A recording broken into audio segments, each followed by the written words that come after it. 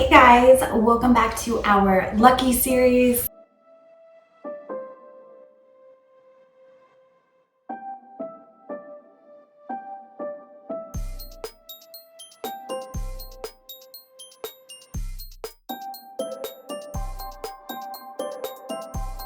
Today we're gonna do some booty magic. So I have been on a mission to grow my butt. So if you guys have followed my channel for a while, you know that I kind of have a flat butt. She's mighty, she's fierce. I have big legs because I'm a runner and just how I am developed. But we can grow that gluteus maximus muscle. We can grow it and make our butts rounder, and we don't have to pay for surgery like Kim Kardashian, okay? So,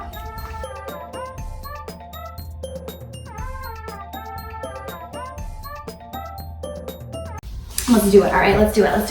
So we're gonna come into a tabletop. You don't need anything for this workout. We're gonna get that lucky booty going. Are you ready? So we're gonna march it out. So I want you to kick a heel to the ceiling, kick a heel to the ceiling. So I want you to use your core to kind of hold yourself here. One of the ways we can make our booties look bigger is to make our waist smaller. So let's do that here. Let's kick towards the ceiling, warming up those hamstrings, working that core, spreading through those fingers. Now if this hurts your wrists, you can always be on your forearms here, okay? So what I care about here is you're trying to hold yourself steady. You're trying to kick the ceiling. I'm sorry if my Pilates classes are too teachery. I've gotten a lot of feedback lately. I'm all sensitive. No, it's good. It'll make me grow. Don't take anything personal. I do feel like I'm good at teaching Pilates. I think that's because I really enjoy it. I don't know if that means I'm good at it, but I definitely have a good time with it. So I hope you have a good time with me today, even if you think I'm too teachery or whatever. I just noticed I have some homework over here. Just pay no mind to the homework. Squeeze it up. Squeeze it up. Oh, all right. So we're gonna come down onto our left forearm and bring it on that right hand, okay? So we're still kind of pushing into that mat. And what we're gonna do is we're gonna take our right leg, we're gonna bring it out to the far side, really pull that navel in. We're gonna draw a big rainbow, touch that other side. So real strong core. Pull that navel in, push that mat away. Come back to your breath. Oh, you got it.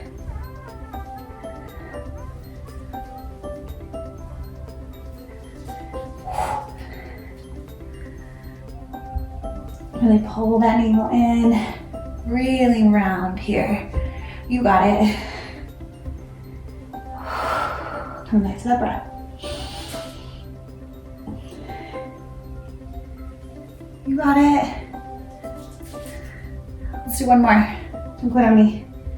Oh, I hope you're feeling it. Okay, we'll switch sides. So other forearm down, other hand up. We'll bring this leg nice and wide. Let's find that big whoop rainbow.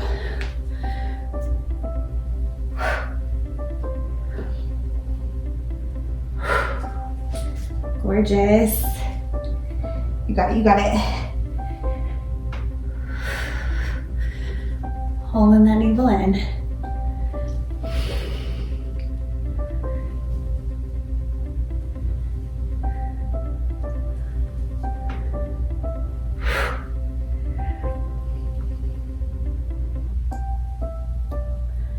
Strong core, big rainbow. Oh, I forget how tatted up I am until I wear shorts. I'm like, oh yeah, my leg's all tattooed. Can't really do tattoos for a while. I wanted to be a tattoo artist. I think it could be really fun. I just, you know, it's one of those professions. It's like, yeah, I'll do what I want to. It's like I really want to work in a bookstore, but like when I'm retired, I'll probably work in a bookstore. But I can just like read books all day. Sounds dope.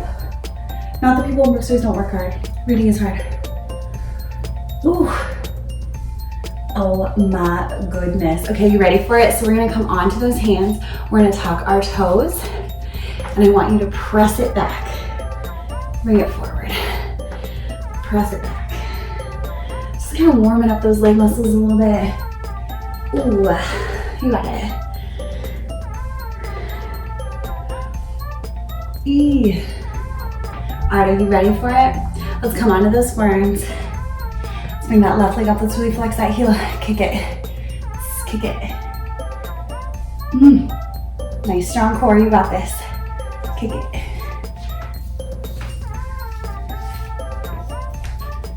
It's a pretty old shorts from Pop Flex. And they're kind of starting to wash them too many times, I think.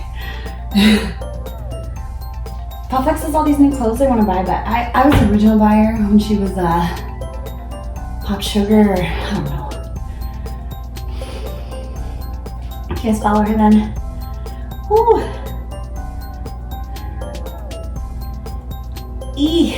Let's try that other side. Strong core. Squeeze it. Oof. I feel like I've been having a lot of wardrobe malfunctions on my videos lately.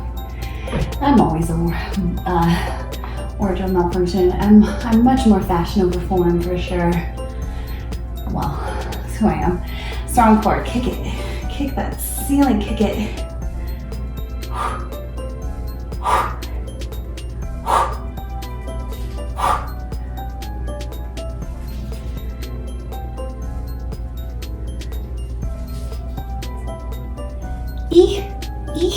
All right, we're gonna come up onto those hands. How are we feeling? We're gonna find a fire hydrant. So we're gonna do every other side of this fire hydrant. Really trying to keep that core strong. Again, working our core so that a tiny little core makes our butt look bigger, right? Ooh, squeeze it. Ooh, I remember growing up in the 90s, it was all about like getting a smaller butt. And now, I just want a dump truck. Dump truck. I don't know what I'm saying.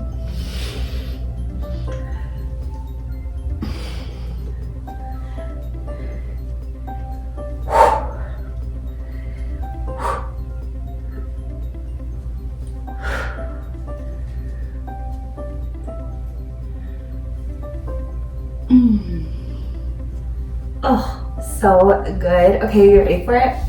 So we're gonna come onto that mat. Don't look at me like that. You got this. Okay, so coming onto that mat, what I want you to do, readjust your weird waistband. I think these shorts are done. Okay, hands found by your side. We're gonna come into our bridge. Squeeze those glutes up. Let's peel it down. Squeeze those glutes up. So I want you to think about where your feet are placed. Try to line them up with your shoulders. Keep them there. Keep your knees right over those ankles. I forgot what they were called. And you're gonna press it up towards the ceiling. Squeeze it. So I want you to think about really taking that bottom of your butt and squeezing it towards the ceiling and watching those knees. Sometimes it's helpful for people that have pain with this to either squeeze a block or have it completely together or have it a little bit wider. Sometimes that feels better. So play with a bridge that you can do with for a while. So bridges are really gonna work our hamstrings. One of the best ways to really develop those glutes is to do this move with some weights, to put some weight right here and press it up. But it's important that we know and feel how to do this position correctly and can do this before we start adding weight. So until you feel really comfortable with your bridge, I want you to make sure you're not adding weight until you've perfected that motion. Because we could add weight and be doing bridges incorrectly and putting overbearing our knees, or overbearing our lower back, or not really putting it in those glutes and really just developing maybe our hamstrings or our quads or something, not what we're really aiming for. So I really want to make sure that you feel comfortable with the bridge motion before you start, adding weight to it. We're gonna get a little crazy. Okay, this is so Pilates. We're gonna bring a leg up, and we can make this a little bit easier by walking this foot in a little bit, okay? So this is gonna make this a little more easier. Maybe point your toe, feel fancy, feel like a ballerina, and press those hips up towards the ceiling. So really try to kick the ceiling, press. Oh, you got it. So my whole thing lately has been like workout less, which sounds so crazy because most people aren't working out enough. And I mean that with no shame, no judgment. Most people seem like they're finding a hard time finding time for movement. And I feel like the people that are finding movement may be finding too much movement. There's such thing as too much movement. Let's do 3 more. So I believe that half an hour of activity a day is probably plenty. Let's switch sides. So other toe, let's point that toe, feel like a ballerina on this side, hit the ceiling. Now if you get a bridge, whew, that's a bridge. You get a cramp during this workout, I want you to take a sip of water, come out of it before you try going back into it. No reason to suffer through cramps unless it helps. Sometimes it helps to move the area that's cramping, sometimes it doesn't. So listen to your body. Yeah, I feel like people are over-exercising or diminishing their progress because they're not taking a really good rest day. And what I mean by a really good rest day is like, a rest day is like, maybe you go for a walk, maybe you take a yoga class, just like a day where you're not doing any sort of hard activity, where your goal isn't to get your heart rate up, right? Like that isn't your goal. Like you can still, go for a light hike or go for a walk or something, but not like, you don't need to work out hard every single day to see results. And the other thing too is I see people trying to use, I lost count, how many have we done? Okay, let's stop doing this. So we're gonna do feet really wide, heels down, toes up. I want you to squeeze those hips up towards the ceiling and peel it almost to where you touch the ground. Just stick out, pop out that booty like you're twerking, and then squeeze it back up. So peeling it down, and squeeze it up. So for me,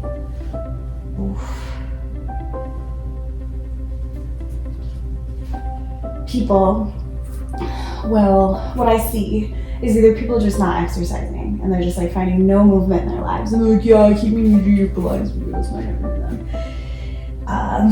But then there's other people who I feel like are working out way too much or way too excessively and not taking a rest day and then wondering why they don't have results. Oh, I remember what I was saying. Is that people try to use exercise to like punish themselves for eating, or like, oh, I'm gonna lose weight because I'm gonna run. But every time I start a running thing, like right now I'm trying to train for a marathon, and every time I start running I always pack on weight. It's because I'm hungry, because I'm running more.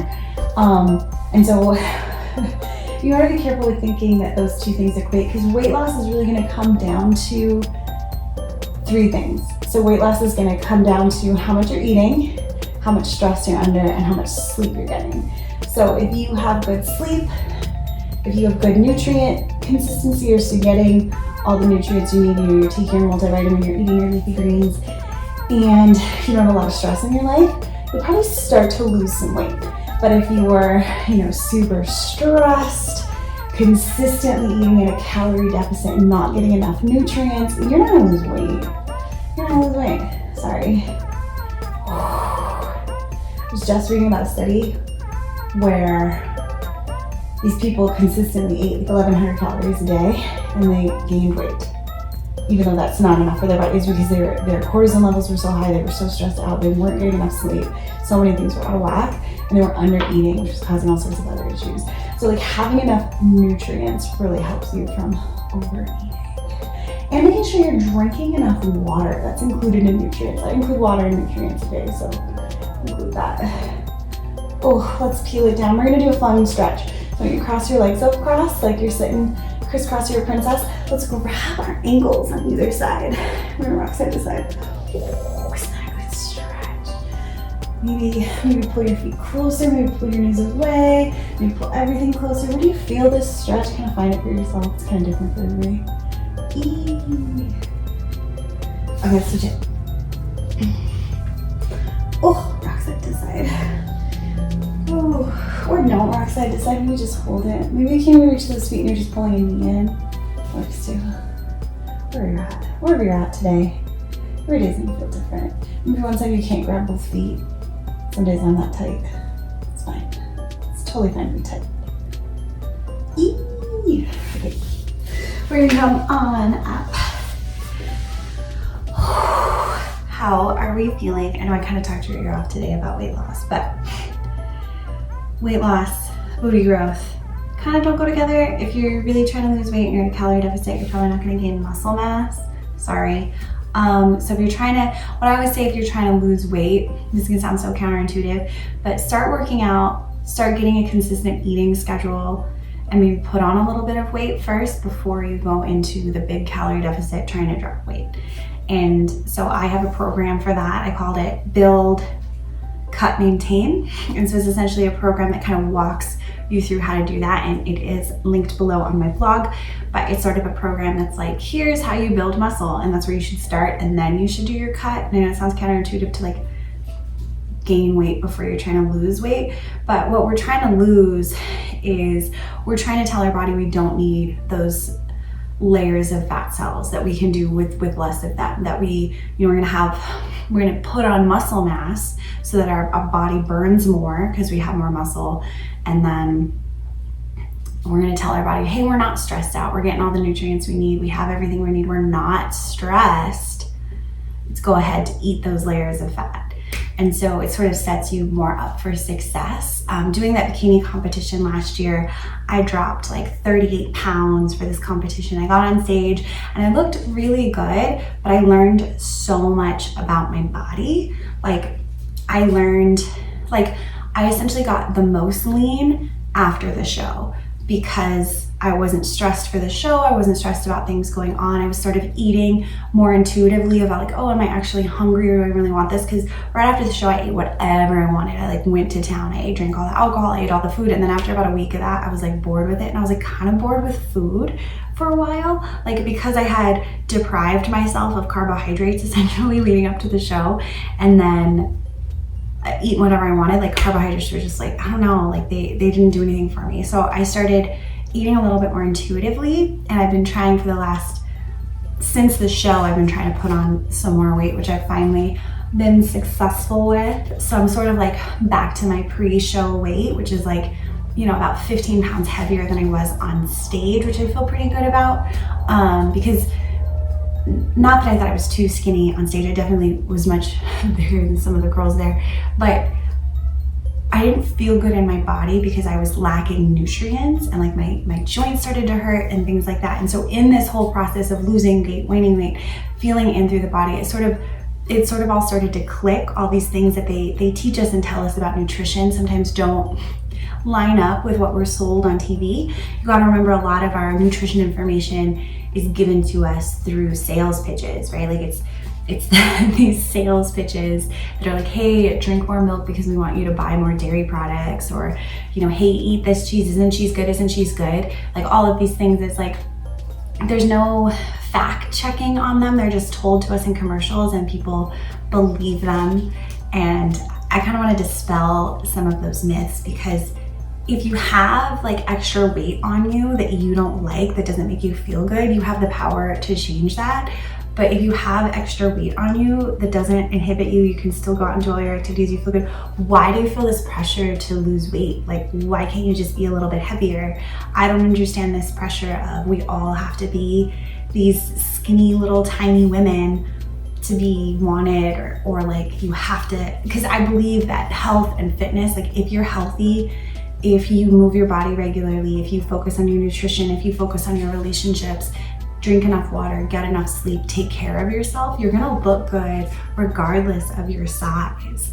But we're told that only one cookie cutter size is healthy is so toxic, because I think rather than over exercising or spending an hour on the treadmill to burn off that donut or like whatever, you know, doing 20 minutes of Pilates a day and taking evening walks is probably maybe all the activity you really need for yourself, right? Like we're gonna find pain relief and strength through movement like Pilates and yoga, and things like walking are gonna help us maintain longevity and things like that. So don't be so hard on yourself is my whole method. And if you want help with that, I am a personal trainer and I can help you work on some of that body image, body issues stuff. That was one of the reasons I wanted to do the bikini competition, was because I really wanted to show like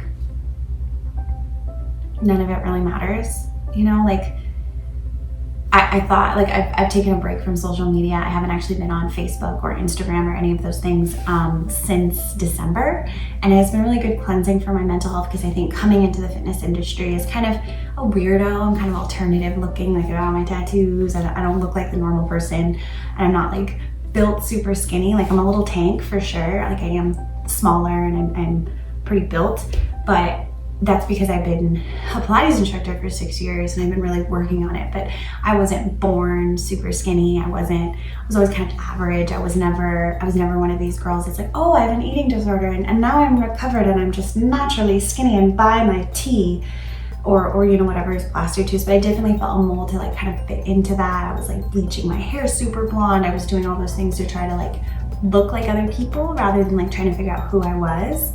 And I think we all kind of can suffer from that. So I have all these programs and things developed for you guys because I want to help you not make mistakes that I made with fitness, but also show you how accessible and easy fitness is. So please check out all my stuff. Thank you for listening to me ramble. I hope that your booty feels good. And we're gonna do this again tomorrow because you're gonna get in shape with Pilates. You don't need anything else. You don't need a fancy gym.